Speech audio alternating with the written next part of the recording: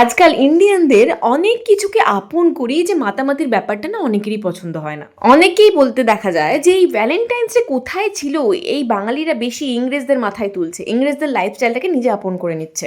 এই বিষয়ে আপনাদের মতামত কি? আমরা যে এই লাইফস্টাইলগুলো ফলো করছিল ঠিক না ঠিক না? আমাকে যদি জিজ্ঞাসা করেন আমি বলবো জীবন আর কইটুকু, দেখতে দেখতে 20-30 এইগুলো পেরিয়ে যাচ্ছি, একদিন না হয় 70ও পেরিয়ে যাব। যদি সমস্ত রকম আনন্দকে আপন করে নিয়ে একটু আনন্দের সাথে বাঁচা যায়, জীবনে সিরিয়াসনেসটা একটু কমিয়ে যদি একটু মাতামাতি করা হয়, তাহলে অসুবিধাটা কি? কিছু মানুষের না একাকিত্বে সময় কাটাতে ভালো লাগে, মাতামাতি করতে ভালো লাগে না, আবার কিছু মানুষের ভীষণ মাতামাতি করে জীবন কাটাতে ভালো লাগে। আমার মনে হয় যে যেরকম তাকে সেরকম ভাবে বাঁচতে দেওয়া উচিত। কেউ একা নিজের মতো সময় কাটাতে চাইলে তাকে আননেসেসারি ডিস্টার্ব করা উচিত না। আবার কেউ আনন্দ নিয়ে মেতে থাকতে চাইলে তাকে আবার ঘরে বেঁধে রাখাটা উচিত না।